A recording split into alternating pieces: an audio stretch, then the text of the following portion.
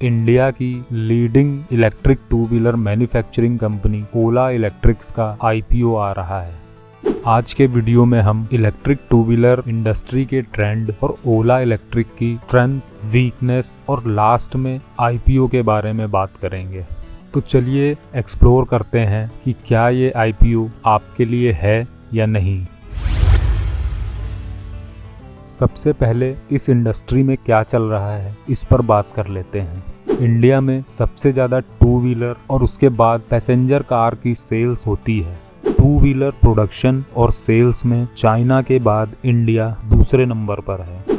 लेकिन south east Asian countries में two wheeler penetration की बात करें तो इंडिया अभी काफ़ी पीछे है।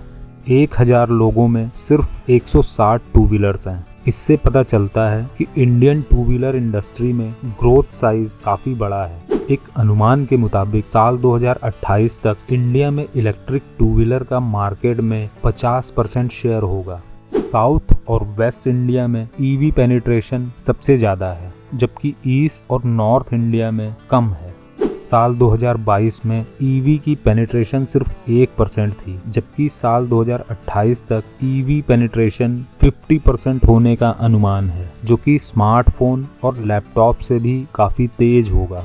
साल 2022 के इकोनॉमिक सर्वे के हिसाब से इंडिया 4 व्हीलर्स की सेल में दुनिया में तीसरे नंबर पर है, लेकिन पेनिट्रेशन में ये टू व्हीलर से भी कम है। 1000 लोगों में सिर्फ 25 से 30 लोगों के पास ही कार हैं। टू व्हीलर हो या 4 व्हीलर, ईवी के प्राइस आईसी इंजन से ज़्यादा होते हैं, लेकिन ईवी पर सब्सिडी, रजिस्ट्रेशन फीस और रोड टैक्स कम होने के कारण ऑन रोड प्राइस डिफरेंस कम हो जाता है। ईवी की running cost IC engine vehicle से कम होती है और मेंटेनेंस लगभग नेग्लिजिबल होता है। इससे ईवी की total cost of ownership IC engine vehicle के मुकाबले कम हो जाती है।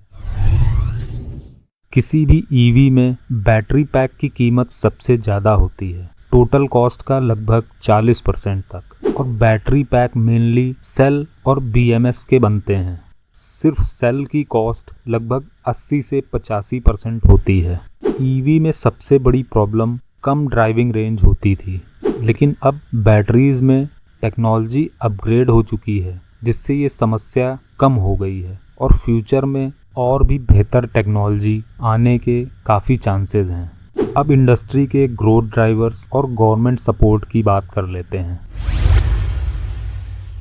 डोमेस्टिक मैन्युफैक्चरिंग को बढ़ावा देने के लिए गवर्नमेंट ऑफ इंडिया ने साल 2020 में 2.73 ट्रिलियन रुपए की पीएलआई स्कीम अनाउंस की थी। इसमें एडवांस केमिस्ट्री सेल बैटरी को 7% और ऑटोमोबाइल और एंसिलरीज के लिए 9% फंड एलोकेट किए गए थे। ओला इलेक्ट्रिक इन दोनों ही पीएलआई स्कीम्स के लिए क्वालिफाई करती है, क्योंकि ये ईवी और बैटरी सिस्टम दोनों ही बनाती है। आज ऑटो लोन आसानी से मिल जाने की वजह से आम लोगों के लिए पर्सनल व्हीकल अफोर्ड करना काफ़ी आसान हो गया है।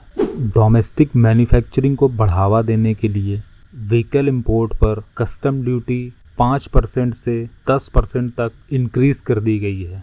ईवी पर 5% जीएसटी लगता है, जबकि आईसी इंजन व्हीकल पर highest 28% GST with cess up to 22%। EV buyers को इनकम टैक्स में भी रिबेट मिलता है। ई कॉमर्स इंडस्ट्री में ऑर्डर डिलीवरी के लिए टू व्हीलर्स की काफ़ी डिमांड है। गियरलेस और लाइट वेट होने की वजह से स्कूटर्स को बुजुर्ग और महिलाएं काफ़ी पसंद करती हैं। अब कंपनी के बारे में कुछ बात कर लेते हैं। इलेक्ट्रिक टू व्हीलर में ओला मार्केट लीडर है। ओला का मार्केट शेयर 35% है, जो कि साल 2023 में सिर्फ 21% था। कंपनी ने अभी तक 4 स्कूटर्स लॉन्च किए हैं और 6 नए स्कूटर्स लॉन्च करने की अनाउंसमेंट साल 2021 में की थी। इन नए स्कूटर्स को इसी साल लॉन्च किया जाएगा। इसके अलावा कंपनी ने 4 इलेक्ट्रिक मोटरसाइकिल को अगले साल लॉन्च करने को अनाउंस किया है। ओला इलेक्ट्रिक तमिलनाडु में एक ईवी हब बना रही है। ये ईवी हब 2000 एकड़ लैंड पर बनाया जा रहा है, जिसमें ओला फ्यूचर फैक्ट्री, ओला गीगा फैक्ट्री भी शामिल हैं। ओला फ्यूचर फैक्ट्री का कंस्ट्रक्शन पूरा हो चुका है। फ्यूचर फैक्ट्री में इलेक्ट्रिक स्कूटर्स बनाए जाएंगे, जिसके कुछ पार्ट्स इन हाउस मैन्युफैक्चर किए जाएंगे और कुछ पार्ट्स थर्ड पार्टी वेंडर्स से लिए जाएंगे, जैसे कि ईवी सेल। ओला फ्यूचर फैक्ट्री में 10 lakh units per annum manufacture करने की कैपेसिटी है। इसके अलावा कंपनी बेंगलोर में एक GIC ऑपरेट करती है, जिसका फोकस सेल और बैटरी टेक्नोलॉजी के मैन्युफैक्चरिंग प्रोसेस को डेवलप करना है, जिसका इस्तेमाल कंपनी की आने वाली cell manufacturing unit Ola giga factory में होगा। ओला इलेक्ट्रिक के पास अपना direct to customer distribution network है, जिसे कंपनी एक्सपीरियंस सेंटर कहती है। अभी कंपनी के पास 935 एक्सपीरियंस सेंटर हैं और 414 सर्विस सेंटर्स हैं। कंपनी रिसर्च एंड डेवलपमेंट में काफ़ी बड़ा इन्वेस्टमेंट करती है। कंपनी के बोर्ड ने साल 2027 तक लगभग 1600 करोड़ रुपए फेज्ड मैनर में रिसर्च एंड डेवलपमेंट पर डिप्लॉय करने का रेजोल्यूशन दिसंबर 2023 की बोर्ड मीटिंग में पास किया था, जो कि कंपनी और उसकी सब्सिडरीज पर खर्च किया जाएगा। इंडिया के अलावा यूके और यूएस में भी कंपनी के R&D सेंटर्स हैं। ईवी के लिए कंपनी ने अपना operating system move OS design किया है, जिससे ईवी के फीचर्स, ड्राइविंग मोड और परफॉर्मेंस कंट्रोल होती है। Ola scooters touch screen, call feature, anti theft alert, fault detection, auto turn off indicator, music control, multiple driving mode जैसे AI फीचर्स से equipped है। ये सारे फीचर्स अभी तक सिर्फ 4 व्हीलर्स में ही आते थे। जुलाई 2024 में इसमें नेविगेशन सिस्टम भी ऐड किया गया, पावर्ड बाय ओला मैप्स, जिसे कंपनी क्लेम करती है कि ओला इलेक्ट्रिक्स की एक प्रोमोटर ग्रुप कंपनी ने डेवलप किया है। लेकिन हाल ही में मैप माई इंडिया की पेरेंट कंपनी CE इन्फोसिस्टम ने ओला इलेक्ट्रिक्स पर एक लॉ सूट फाइल किया है, क्योंकि मैप माई इंडिया पहले ओला इलेक्ट्रिक्स को सर्विसेज प्रोवाइड करती थी। तो मैप माई इंडिया ने ये दावा किया है कि ओला इलेक्ट्रिक्स ने मैप माई इंडिया के प्रोप्राइटरी डेटा को कॉपी किया है और रिवर्स इंजीनियरिंग प्रोसेस से ये नेविगेशन सिस्टम बनाया है। मैप माई इंडिया के इस क्लेम को ओला इलेक्ट्रिक्स ने झूठा बताया है और मैप माई इंडिया के लॉ सूट का जवाब दिया जाएगा, ऐसा कंपनी के स्पोक्स पर्सन ने स्टेटमेंट दिया है। अक्टूबर 2023 तक कंपनी के चार्जिंग नेटवर्क में 17 राज्यों में 224 हाइपर चार्जर गन थी और कंपनी की इंटेंशन साल 2026 तक 900 नए हाइपर चार्जर गन्स ऐड करने की है। कंपनी 4 व्हीलर्स में भी आने वाली है और क्योंकि कंपनी ऑलरेडी इलेक्ट्रिक 2 व्हीलर में है, अपना सॉफ्टवेयर है और सेल टेक्नोलॉजी भी, तो इसे 4 व्हीलर सेगमेंट में आने में काफ़ी आसानी होगी। अफ्रीका, लैटिन अमेरिका और साउथ ईस्ट एशिया में EV एक्सपोर्ट की भरपूर संभावना है। आज इंडिया की 2 व्हीलर एक्सपोर्ट का 75% एक्सपोर्ट इन्हीं कंट्रीज़ में किया जाता है। इसके अलावा यूरोप और अमेरिका में 2 व्हीलर्स अभी चाइना एक्सपोर्ट कर रहा है, जिसे इंडिया फ्यूचर में रिप्लेस कर सकता है। कंपनी के अपने एक्सपीरियंस सेंटर्स हैं, जिससे डीलरशिप कमीशन नहीं देना पड़ता। इसके अलावा स्कूटर्स की ऑनलाइन बुकिंग भी की जा सकती है। वैल्यू चेन में वर्टिकली इंटीग्रेटेड है। कंपनी की 10 सब्सिडरीज हैं, जिन्हें आप अपनी स्क्रीन पर देख सकते हैं। ओला इलेक्ट्रिक इंडिया में जाना माना नाम है, इसलिए कंपनी को एडवर्टाइजमेंट पर ज़्यादा खर्च नहीं करना पड़ता। अब इसकी वीकनेस पर कुछ बात कर लेते हैं।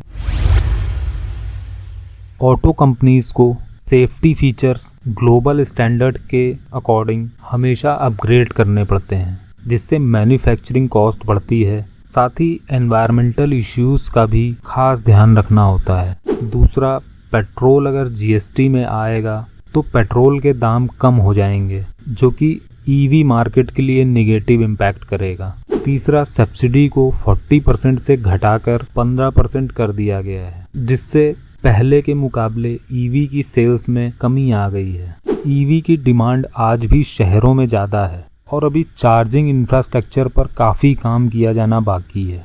ईवी सर्विस सेंटर और लोकल मैकेनिक लिमिटेड हैं।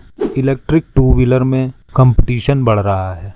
कंपटीशन में बजाज, हीरो मोटो, टीवीएस मोटर्स और एथर एनर्जी हैं। हालांकि इन कंपटीटर्स में एथर एनर्जी को छोड़कर कोई भी प्योरली ईवी मैन्युफैक्चरर नहीं है। और सबसे बड़ी बात, ओला इलेक्ट्रिक एक लॉस मेकिंग कंपनी है। इसका अर्निंग पर शेयर निगेटिव है, इसलिए ओला इलेक्ट्रिक काफ़ी हाई पीई मल्टीपल्स पर लिस्ट होगी। अब आईपीओ के बारे में बात कर लेते हैं। 6,145 करोड़ रुपए का ये आईपीओ है, जिसमें से 5,500 करोड़ रुपए के फ्रेश शेयर्स ऑफर किए जा रहे हैं और 645 करोड़ के ऑफर फॉर सेल, यानी प्रमोटर्स और एग्जिस्टिंग शेयर होल्डर्स अपनी होल्डिंग को सेल कर रहे हैं। इस 6,145 करोड़ रुपए में से 1,200 करोड़ रुपए गीगा फैक्ट्री के कैपेसिटी एक्सपेंशन पर खर्च किए जाएंगे, 800 करोड़ रुपए डेट रिपेमेंट में, 1,600 करोड़ रुपए R&D पर और 350 करोड़ रुपए ऑर्गेनिक ग्रोथ इनिशिएटिव्स पर खर्च किए जाने हैं। ऑर्गेनिक ग्रोथ यानी अपनी ही कंपनी में इन्वेस्टमेंट, और इनऑर्गेनिक ग्रोथ यानी मर्जर, एक्विजिशन या third party support. Price band 72 से 76 रुपए का रखा गया है। रिटेल इन्वेस्टर्स के लिए 195 शेयर्स की एक लॉट होगी, 14,820 रुपए ये मिनिमम इन्वेस्टमेंट अमाउंट होगा। आईपीओ सब्सक्रिप्शन के लिए 2 अगस्त को खुलेगा और 6 अगस्त को क्लोज होगा। 7 अगस्त को अलॉटमेंट फाइनलाइज हो जाएगा और 9 अगस्त को शेयर एक्सचेंज पर लिस्ट हो जाएगा। कंपनी ने इसके पहले जब फंड रेजिंग की थी, उससे 20% चीपर वैल्यूएशन पर ये आईपीओ ला रही है। इस वजह से अब वैल्यूएशन डिसेंट है। 76 रुपए पर कंपनी की वैल्यूएशन 33,500 करोड़ रुपए होगी और लॉस मेकिंग कंपनी है, यानी ईपीएस निगेटिव है, तो कंपनी हाई पीई पर लिस्ट होगी। जैसे जोमेटो और पेटीएम भी लॉस मेकिंग कंपनीज थी और हाई पीई पर ही लिस्ट हुई थी। एनालिस्ट का मानना है कि ओला इलेक्ट्रिक जोमेटो और पेटीएम से बेटर वैल्यूएशन पर लिस्ट होगी। कुछ दिन पहले ग्रे मार्केट प्रीमियम 12 रुपए चल रहा था, तो अगर शेयर 76 रुपए पर लिस्ट होता है तो इसका मतलब है कि ग्रे मार्केट में शेयर 16% प्रीमियम पर ट्रेड हो रहा है। तो दोस्तों, आज के लिए बस इतना ही। फिर मिलेंगे किसी और टॉपिक पर।